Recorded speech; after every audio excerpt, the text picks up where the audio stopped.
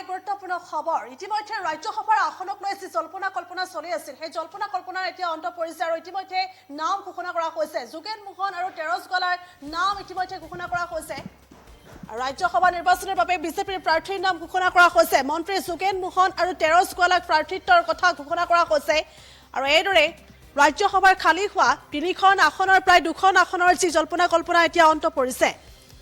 আমি পুনৰলৈ কৈছোঁ বিজেপিৰ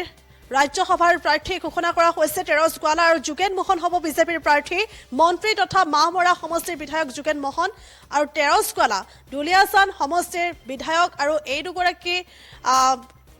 প্ৰাৰ্থী ঘোষণা কৰা হৈছে আৰু এইদৰে কিছু সময়ৰ পূৰ্বে এই প্ৰাৰ্থিত্ব কথা ঘোষণা কৰা হৈছে ৰাজ্যসভাৰ খালী হোৱা 3খন আসনৰ প্ৰায় 2খন আসনৰ এইদৰে জল্পনা কল্পনা এতিয়া অন্ত পৰিছে মামৰা সমষ্টিৰ বিধায়ক তথা হিমন্ত চৰকাৰৰ মন্ত্ৰী যোগেন মোহনক এতিয়া ৰাজ্যসভাৰ প্ৰাৰ্থিত্বৰ বাবে নাম ঘোষণা কৰা হৈছে ঠিক একেদৰে দুলিয়াজান সমষ্টিৰ বিধায়ক তেৰছ গোৱালাকো ৰাজ্যসভাৰ প্ৰাৰ্থিত্ব প্ৰদান কৰা হৈছে 16 মাৰ্চত অনুষ্ঠিত হ'বলগীয়া নিৰ্বাচনত বিজেপিৰ কেইবাখনো ৰাজ্যৰ খালী হৈ থকা ৰাজ্যসভাৰ আসনতো প্ৰাৰ্থিত্বৰ নাম ঘোষণা কৰিছে এতিয়া বিজেপিয়ে আৰু সমান্তৰালকৈ উল্লেখ কৰিব লাগিব যে বিহাৰ ছত্তীশগড় হাৰিয়ানাৰ প্ৰাৰ্থীৰ নাম ইতিমধ্যে ঘোষণা কৰা হৈছে বিহাৰৰ পৰা নীতিন নবীন শিৱেশ কুমাৰক প্ৰাৰ্থিত্ব দিয়াৰ কথা ঘোষণা কৰা হৈছে পুনৰ উল্লেখ কৰিছোঁ কেৱল অসমেই নহয় বিহাৰ ছত্তীশগড় হাৰিয়ানাৰ প্ৰাৰ্থীৰ নাম ঘোষণা কৰা হৈছে বিহাৰৰ পৰা নীতিন নবীন শিৱেশ কুমাৰক প্ৰাৰ্থিত্বৰ কথা ঘোষণা কৰিছে আৰু এইদৰে যিটো সময়ত ৰাজ্যসভাৰ আসনক লৈ জল্পনা কল্পনা চলি আছিল আৰু তেনেকুৱা সময়ছোৱাতে বিজেপিয়ে ৰাজ্যসভাৰ প্ৰাৰ্থী ঘোষণা কৰিছে যোগেন মোহন আৰু তেৰছ গোৱালাক প্ৰাৰ্থিত্ব প্ৰদান কৰা হ'ব বুলি জানিব পৰা গৈছে আৰু কালিৰ দিনটোত মনোনয়ন পত্ৰ সংগ্ৰহ কৰিছিল বিজেপিৰ 6গৰাকীকৈ নেতাই আৰু সম্প্ৰতি এইদৰে নাম ঘোষণা কৰা হৈছে এই মুহূৰ্তত কিছু মন্তব্য আছে সেই মন্তব্য আগবঢ়াইছোঁ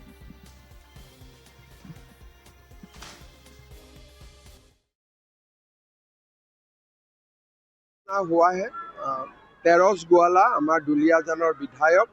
तेखेत राज्यसभाলৈ आमार राज्यसभाলৈ तेरस गोवाला डांगरियाक आमार भारतीय जनता पार्टीये मनोनीत करिছে আৰু যোগেন মোহন ডাঙৰীয়া মন্ত্ৰী তেখেতক মনোনীত কৰিছে অহাকালি আমি বিধায়কসকলক গুৱাহাটীলৈ মাতিছোঁ অহাকালি মনোনয়ন পত্ৰ আমি প্ৰস্তুত কৰিম আৰু পৰহি দিনাখন मनोनयन पत्र आमी दाखिल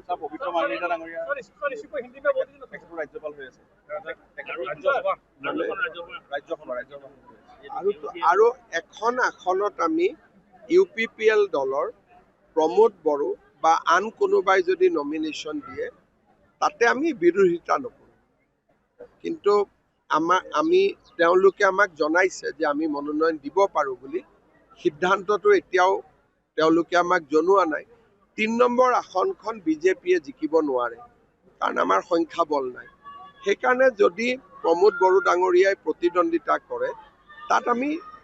আমাৰ কাৰণে ঠিক আছে এইটো নতুন প্ৰাৰ্থী আহিব যিহেতু দুইজন দুলিয়াজানত ৰামেশ্বৰ তেলী ডাঙৰীয়াই প্ৰতিদ্বন্দ্বিতা মামৰাত কোনোবাই হ'ব কিন্তু দুলিয়াজানত মই যিমান দূৰ বিশ্বাস কৰোঁ আমাৰ তেৰছ গোৱালাৰ জাগাত ৰামেশ্বৰ তেলী ডাঙৰীয়াই তাতে প্ৰতিদ্বন্দ্বিতা কৰে নতুন যুৱ নেতাক যোগদান কৰোঁতে মই কৈছোঁ যে এইবাৰ টিকট নহয় পিছত গতিকে